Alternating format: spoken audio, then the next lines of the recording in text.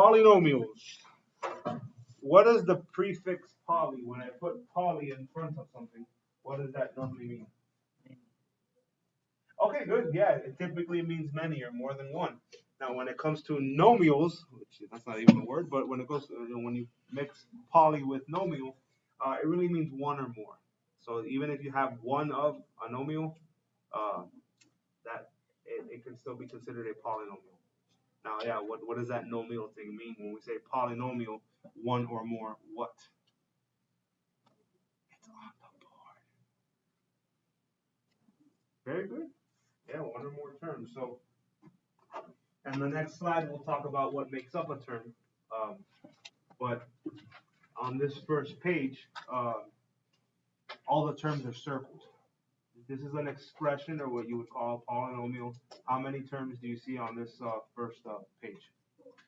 4. And this even tells you that these every time you have a new term, you'll have a new sign. The only term that doesn't require a sign is if the first term is positive, then you wouldn't have to write the plus. If this was negative, you would have to write the negative, but if the first term is positive, you don't have to write it. After that, you see a new sign every time you have a new term. There's plenty of space to write on these. I don't give you these packets just to collect dust. So just so you know, if there's ever anything, you don't necessarily have to draw everything I draw on the board. But if you ever hear me say something that you might think can be helpful, feel free to write it. I know, like, last period I said a couple things that were not on there. So write at your own leisure.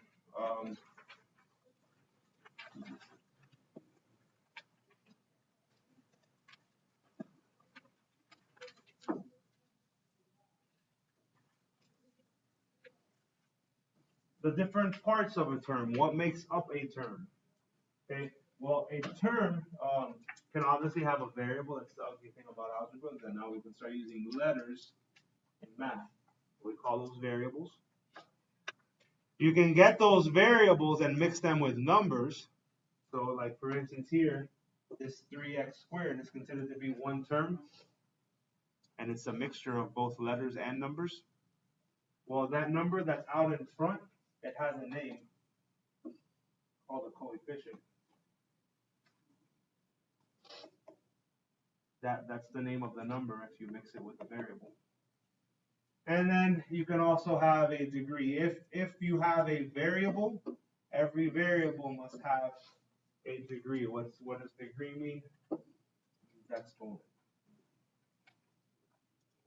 Each term can have its own degree, but then each polynomial, the full expression, also has a degree. The degree of each term is the sum of any of its exponents. If it only has one exponent, then that's the only degree. But if a term had more than one exponent, you would add them, and that would become the degree. Typically, you only see one exponent though. And then the degree of the polynomial is just the biggest exponent, whatever the biggest exponent is. El exponente más grande. Now, these notes, I actually borrowed this presentation. This is not something I created on my own. Here where it says example, there's actually a mistake here. This is not correct. Well, when we talk about coefficients, there's only two coefficients here. That's 3 and negative 8. 7 is not a coefficient. That actually has another name that starts with a C. When we're talking about different types of terms, what do you call a term that's just a number when there is no variable mixed in? Very good. Very good. What's your name? Start learning names. Taiwan.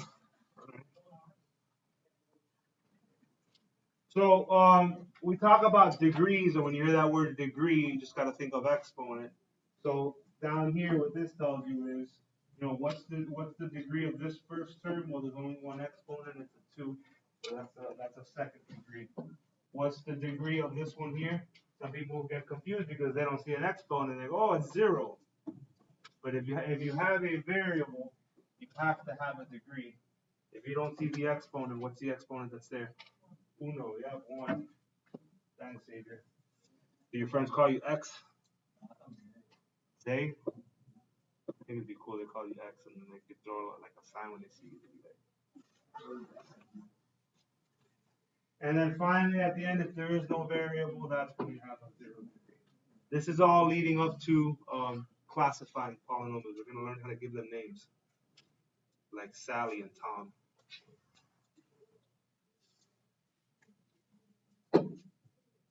Okay, so we talked about a coefficient. That's the number that's, wow, this is bad. I don't have a way to correct this.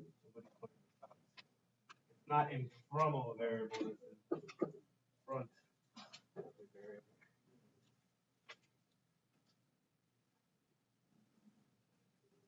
variable. The constant is just a number that's by itself. We talked about that. And then the variable is the letter.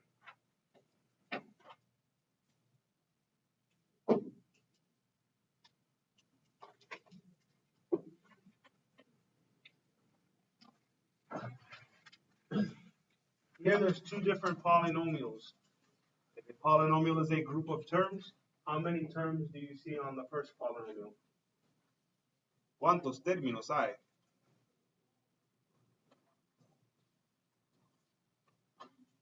Here on the top, how many terms are on that polynomial? 3, yeah. If I were to circle them, there'd be 3 circles. And then how many terms do you see on the bottom one?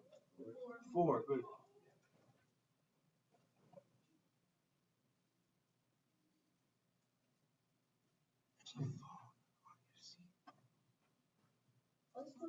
Yeah. There's a phone there. Sneaky phone. Put it away. No. Put it. I can find a better hiding place for it.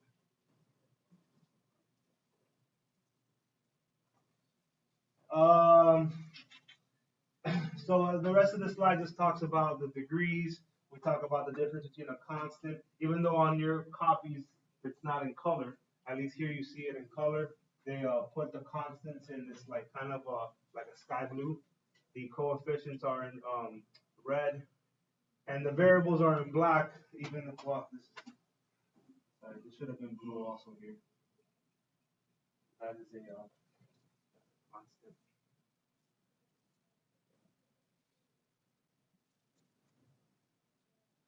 Normally, if I were to ask this question at the beginning of an Algebra I semester, I probably wouldn't expect to hear this answer, but maybe you guys, this is the second time you've seen it. Look at that bottom polynomial. Does anything there stand out about that to you? Look at the one on the bottom, yeah.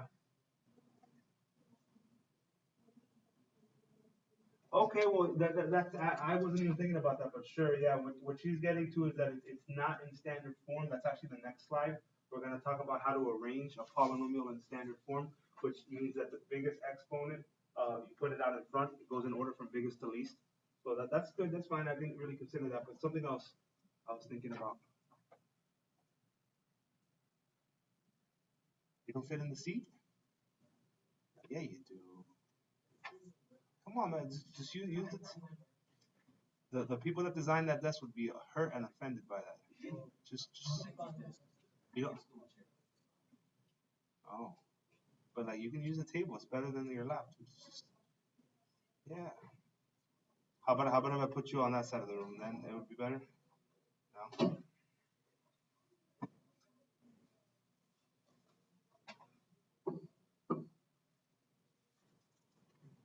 What do you see there? Okay, yeah, there's 2 black lines, yeah, but what else? Those are constants, yeah, they're both constants. So again, like, normally I wouldn't expect you guys to maybe know this, but this is coming up in a couple slides, and you've seen this before. Because there's 2 constants in the same. Yeah, very good. That's exactly right. Those 2 terms are like, so they could actually be combined. So when I asked you before, hey, how many terms do you see down there? Yeah, there's 4. But if I were to combine those 2 constants, how many terms would I end up with? With 3, sure. And one of the things we're going to learn about is when you compare the degree, which is the biggest exponent, to the number of terms, you are not allowed to have more than 1 term above the degree. So if the biggest exponent here is 2, what's 2 plus 1? Yeah, so in order to be in standard form, which is coming next, you can't have more than 3 terms. I have 4, something's wrong. And what was wrong was there that I had to combine like terms. Let's talk first about standard form. What standard form means is I'm arranging my exponents from highest to lowest. If I go from left to right, biggest exponent first, and then work your way down. How many terms does that polynomial have? 4. And this one actually is, there's no like terms there.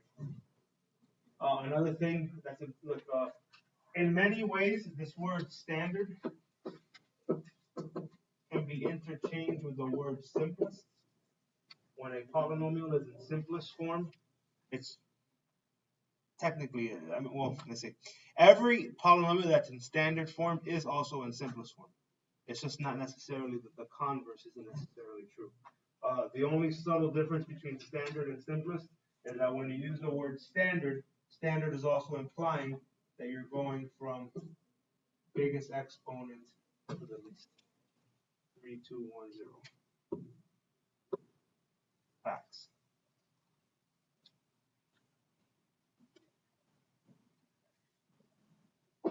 So, in order to write a polynomial in standard form, we need to understand what like terms are. How many terms are currently shown in that polynomial? There's 4, right? But of those terms, there are 2 pairs of like terms. What makes terms like are same variable and same exponent. In this case, all 4 terms do have the same variable, but only 2 pairs of them have the same exponent. When we combine like terms, as Xavier said before, we're just combining the coefficients or a constant with a constant. The variables stay the same. So like just for fun, free for Fridays, if I were to combine the x to the thirds, I would keep the x to the third, but now just use your fingers. What's 2 plus 7? 9. What is negative? If we would keep the x squares, but what is negative 5 plus 10? Positive 5. Positive 5, good. And I would have to write the plus.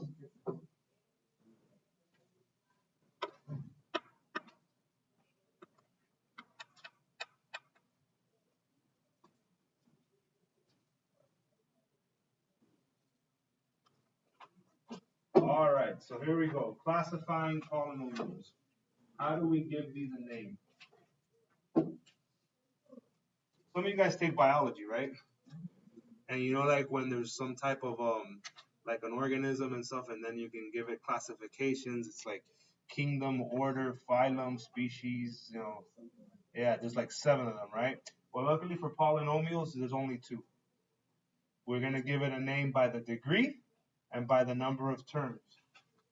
To mix in some other subjects here, when you classify, when you give it a name according to degree, the part of speech is going to be an adjective.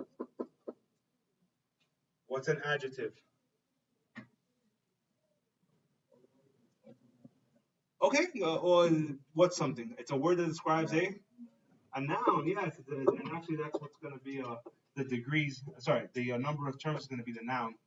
But these are all of these words on this page are adjectives. So, what do you call a polynomial where the biggest exponent is 0? Well, if your biggest exponent is 0, that means that there would be no variable, and there's no exponent, and that's called a constant. We did that already. Here's an example. Like the number 9. Only one number there. If your biggest exponent is 1, the adjective that goes with that is linear. So look at this example. I see 2 terms there. What's the biggest exponent? 1. That is a linear polynomial. You'll learn on the next page how we can mess around with that word polynomial to be more specific. but as of right now, we know that that's a linear polynomial. The first one was a constant polynomial. Here's a big one. It's one thing that we don't like in Algebra 1. Things get ugly when we get to these, but when the biggest exponent is 2, enunciate. What is it? Quadratic. Good. Yeah, when the biggest exponent is 2, they're called quadratic. So if you remember from the fall, that's what we did in that last, I don't know, month and a half, 2 months of the term. We graphed quadratics, we factored quadratics, we solved quadratics, had nightmares about quadratics. Math loves you though. Have you? Math is very forgiving. Okay, if your biggest exponent is a 3, you also can give that a name or an adjective. That's going to be cubic. Cuban? No, not Cuban. Cubic. Oh. And then see that no, you can have any degree. Your biggest exponent can be any number. But after 3, you can just start using the generic 4th degree, 5th degree, 6th degree, 7th degree, 8th degree, 9th degree. There's not necessarily a more specific name. Now for 4th and 5th, there actually is. It's just not used very often. Doesn't exactly roll off the tongue, but just some more free information on Fridays. Nobody's charging you for this. You can go show off to all your friends. A 4th degree polynomial. Biggest exponent is 4 is also known as quartic, like a quarter.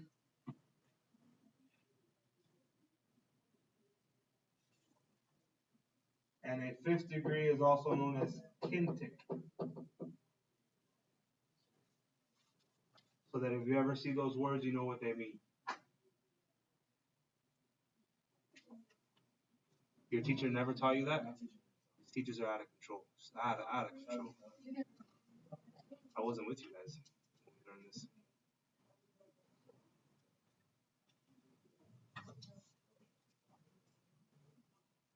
That's a problem.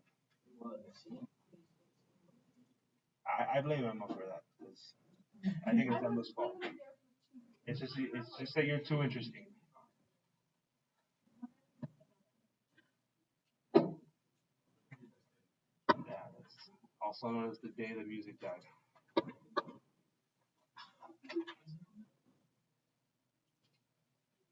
Okay, then when we're giving these polynomials names, we can also name them by number of terms. All of these words, when you're going by number of terms, these are going to be nouns. All the words you see here are nouns. Now, unlike with degrees, you cannot have 0 terms, because if you had 0 terms, your paper would be blank. There'd be nothing there. So there's no such thing as a 0-term polynomial. So for number of terms, we would start with 1. If you have 1 term, un término, we call that a monomial. Monomial. If you have 2 terms, take out mono, you change that with bi. Prefix bi means 2. Binomial means 2 terms. 3 terms would be a trinomial. And then just like with degrees, anything 4 or more, we can just revert back to the generic word polynomial. With degrees, we typically revert back to the generic word degree. For polynomials, we can revert back to the generic polynomial. But if you still would like to be specific, like look at this last one here where they're saying polynomial. How many terms do we see there? 4, right? At the end, are any of those terms like? No, and I can tell that that's not in standard form, but fine. Regardless of it, you don't need to have a polynomial in standard form to give it a name. So if you wanted to be more specific, you would call it a polynomial of 4 terms. You would just say how many terms there are. There's 4 terms. So what we're going gonna do now is wrap this up in a pretty little bow and stuff and learn to give these now full names. So just for fun, if I were to give this last one a full name, what's the biggest exponent there? So what would be the name of that polynomial? Not just a polynomial of 4 terms. What adjective would go in front? Cubic. Yeah, not 4th degree, cubic. Because 3rd degree, the biggest one is 3. Let's go to the one right above it. What would be the most specific name I could give? We already know there's going to be a trinomial. They put this up with that. But what would go in front of trinomial? Yeah, this one's also cubic because the biggest one's 3. You're cubic. Yeah, you're right. This would be a cubic. Yeah, well, you're all right. They're all cubic. Very good. This is a cubic binomial, and then this would be a cubic monomial. Or maybe that wasn't the best example. Here, how about I'm not going to write all these down, but the first one here would just be a constant. There's no other name for that. But if I wanted to be more specific with the linear one, that would be a linear what? Equation. What? There's no equal sign there. Yeah, that would be a binomial. There's 2 terms here. Uno, dos. How about the quadratic one? That would be a quadratic. How many terms are here? So that would be a quadratic. Also binomial. This would be a cubic binomial. This would be a quartic, but really I don't expect you to use the word quartic, so we can just say 4th degree. Trinomial, good, 3 terms. And the last one would be a 5th degree, also trinomial. Very good. Amazon fire.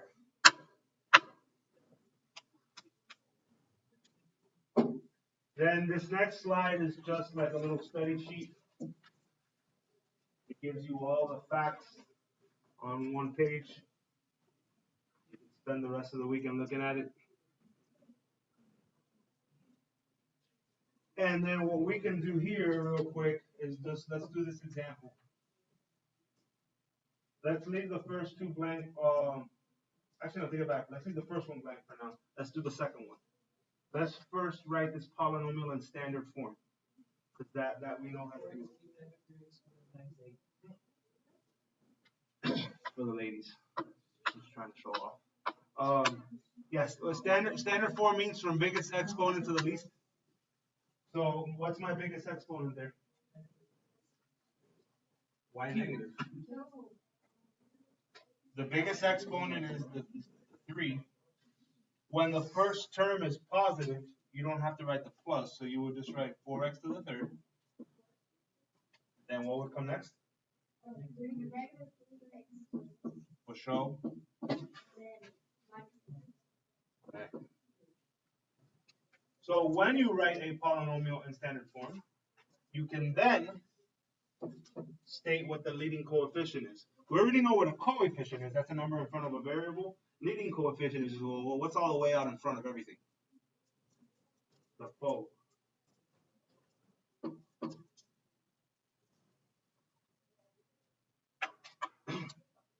Okay, and then the rest of the stuff we just finished doing over and over again. So let's get through that.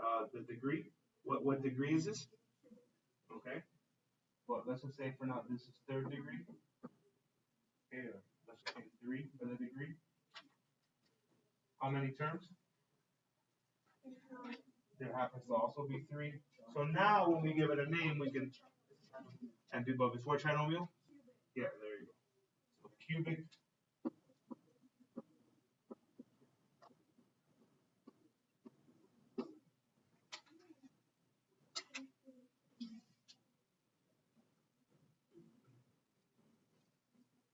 Believe that.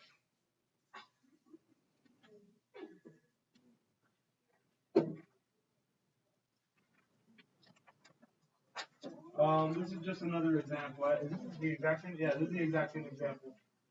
We did it already together. Now on this one, I already have the answers here for you on that one too, but let's just go through this page, and then I want to add one at the end. Let's write these polynomials in standard form first, and then name them by degree and by number of terms. So first, let's go standard form.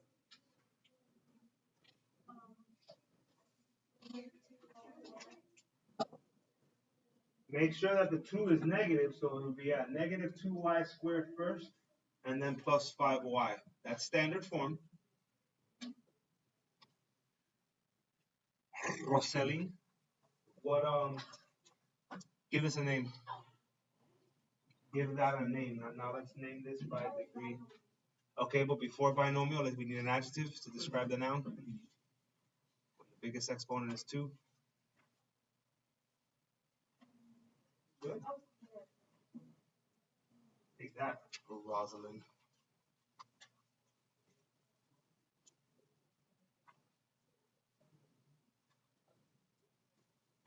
Hope just stole her answer from him. She took it. She stole it.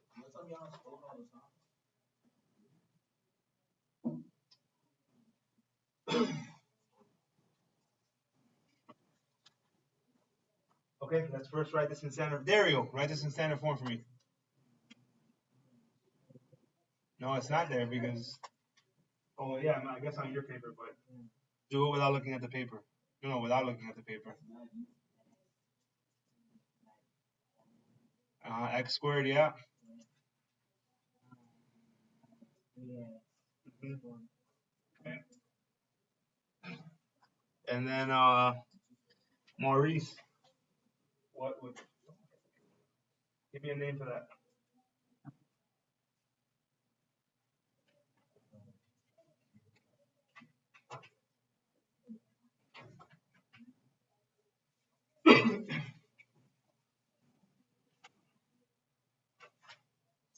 Paper's tripping. Diana. No, don't look at the paper.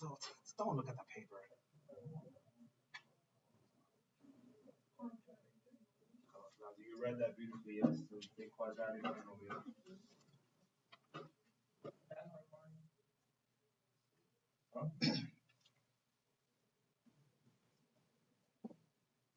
Okay, here's another polynomial.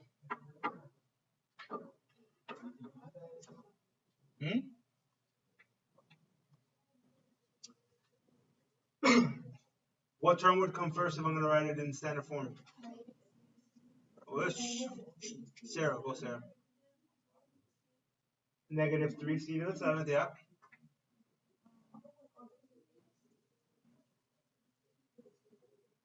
To the 3rd, positive 8c, and then plus. Mainly, what name? Give me a name for that. No, mainly, no. Up. Don't look down.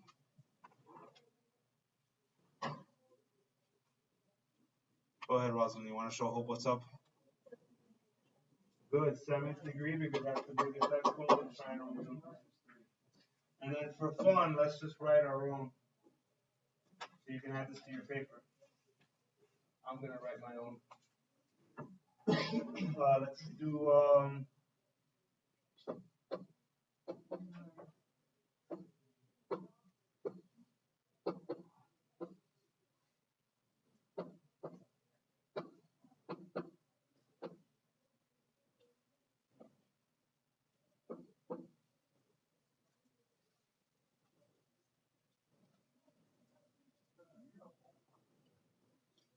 hardest problem ever.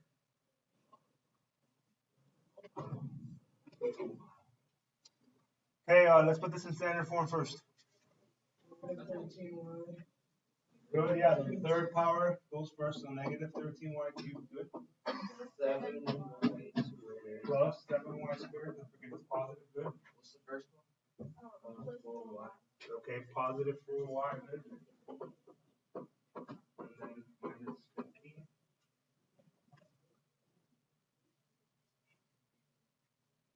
And now let's give that as specific a name as possible.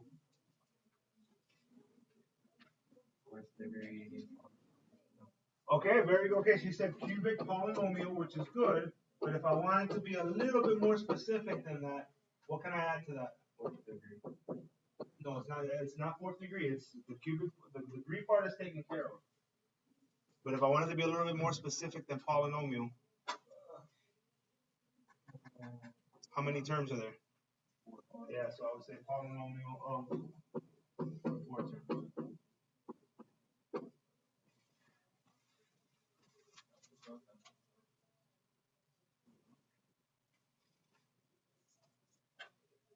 Now I'm gonna move on to even though today I only had classifying, I was able to get adding taken care of last period, so it didn't take very long, and then we did subtraction on Monday.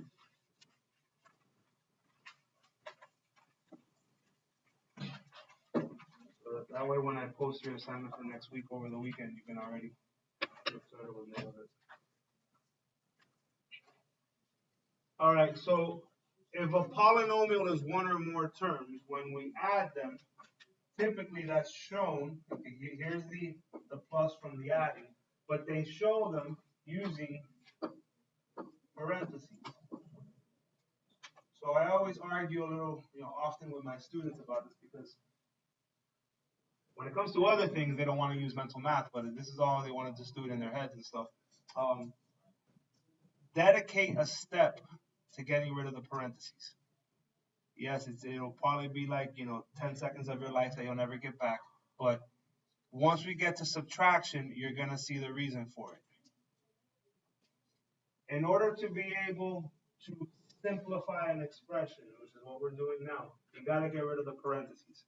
In order to get rid of the parentheses, you have to understand what's outside of it. What's outside the first parentheses? 1. What's outside the second parentheses? And even though we haven't officially learned this, even in a first-time Algebra I class, kids tend to give me this correct answer. I don't know, maybe they've done it before, like in middle school, but what do you call it when you get that number on the outside and multiply it times every number on the inside? Yeah, distributive property. So that's what we're going to do first. But because we're distributing a 1, what's any number times 1? Itself. So I end up writing, like at the beginning, how many terms were in that entire expression? How many terms were there in the entire expression? At the beginning, no, it was 4. There was 2 and 2, so 4. And look, I still have 4 terms, and they're exactly the same. Mr. Romero, you just wasted my time. Well, just trust me, when you get to subtraction, you'll see why. We're trying to avoid mistakes. Yes. What's the difference between what I wrote and what they had written before? No, there is a slight difference. It's subtle, but there's a difference. There's no parentheses. Okay. Right now, what we're doing is, like, anytime you do an operation, in this case, the operation we're doing is adding. It's called simplifying. So simplifying is doing any operation. So right now, we're simplifying that expression. In order for an expression to be in simplest form, there can't be parentheses. So if you start with parentheses, you have to remove them. But what happens is when you're adding, when you get rid of the parentheses, yeah, you look at it and you're like, oh, but nothing changed. So yeah, you know what? There's a very good chance you could probably do this in your head in one step. But when we get to subtraction, you're going to make mistakes. So I'm just saying, dedicate a step to just getting this imaginary 1 on the outside and multiplying it times every number on the inside. What's any number times 1? Itself. It doesn't change. But then what we have to do next is combine like terms, which we talked about earlier on. In order for 2 terms to be like, they have to have the same variable and same exponent. In this case, we have 2 pairs of like terms, so that we will want to combine them. First, combine the x's. What is 2 plus 7? 9. Some teachers or tutors might have taught you to do this, like where you like line them up in columns and stuff. And I'm not opposed to any of that. I'm just kind of indifferent about it. I don't really have a strong opinion. What I care more about is that you feel comfortable. But what I would warn you, just be careful making mistakes with signs. Last period, I had a student who, like, on this step, instead of writing it in the order it was given to him, he already, instead of like doing these little brackets or braces, whatever you want to call them, that I'm doing, he just wrote all the like terms next to each other, which is fine, but you got to make sure you don't make a mistake with the sign. 5 minus 8. 3, and all the children rejoice because we're done. Oh no, with that problem. I just got my 10-minute warning, so let's see if we can finish all of that. See if I'll give you like a minute. See if you can do that one on your own and raise your hand when you got it. Add those two polynomials.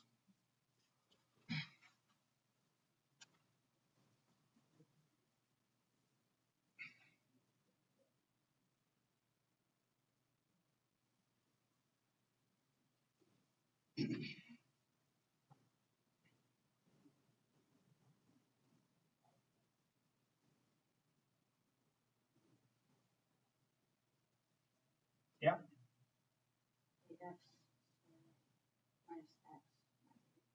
Nice.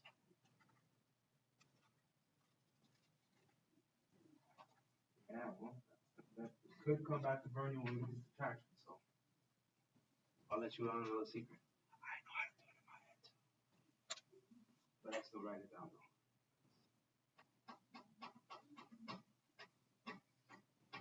Give you guys a few seconds, see if you can get to where she got to.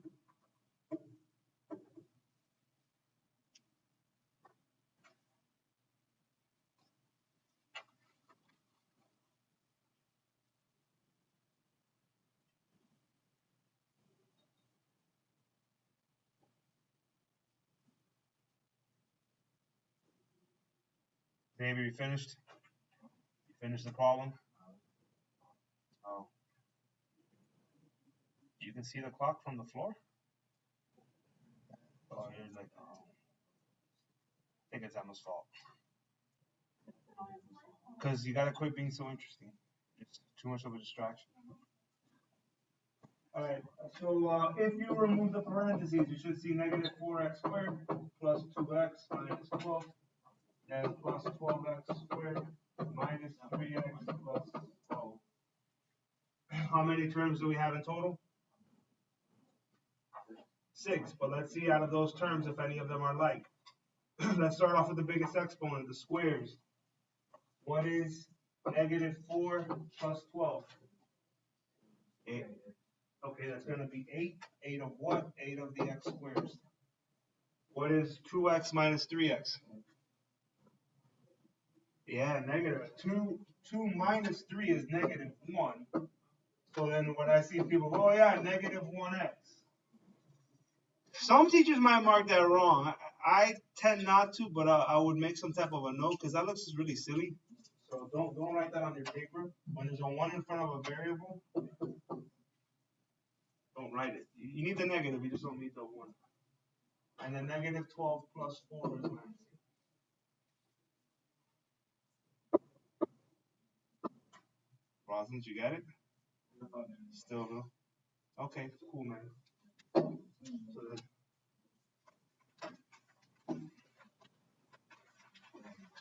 give you another minute to do this one.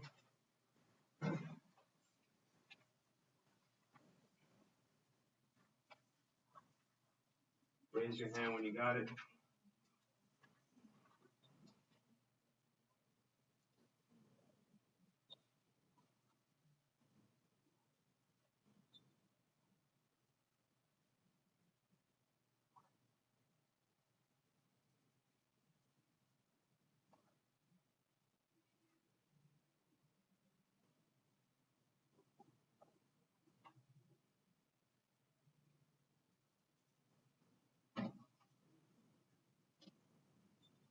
Let's give everybody else a second to do it.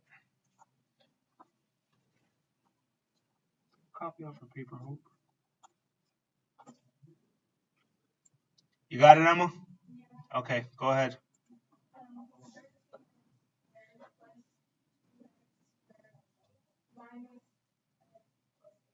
Kind of, but when you at the first term you said squared, but what do you call it when cubed? Yeah. So 9x to the third Xavier minus x plus 11, that stays the same. Then on the second parentheses we have plus 4x to the third plus 2x squared minus 3, and then Rosalind says, but Mr. Romero, nothing changed. And I'm like, yeah, you're kind of right, but At least I don't have parentheses. So now I'm free to combine all the like terms. You use your fingers and 3 toes. 9 plus 4 is 13. Keep the x to the third. This x squared over here has nobody to play with, so it just drops down as if it was hot. 2x squared. The negative x also has nobody to combine with, so it's just minus x, and then plus 11. Hold on, I'm gonna finish. This next one's real quick, we'll just do this one together. Negative x to the third plus 2 plus 6x to the third minus 7. If I combine negative x and 6x to the third is 5x to the third. 2 minus 7 is negative 5.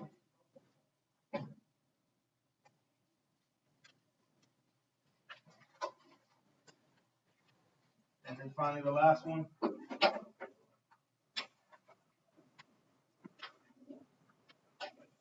Now this one has more terms. How many terms does this last one have in total? 8. 8.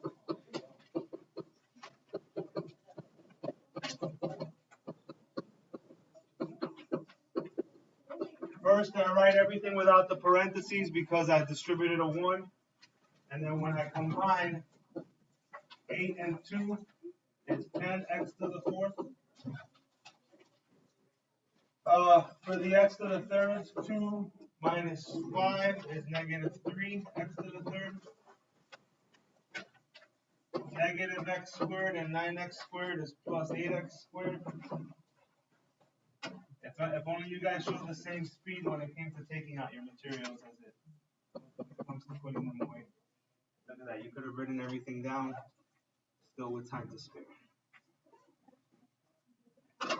When you come back on Monday, we'll move on to subtracting.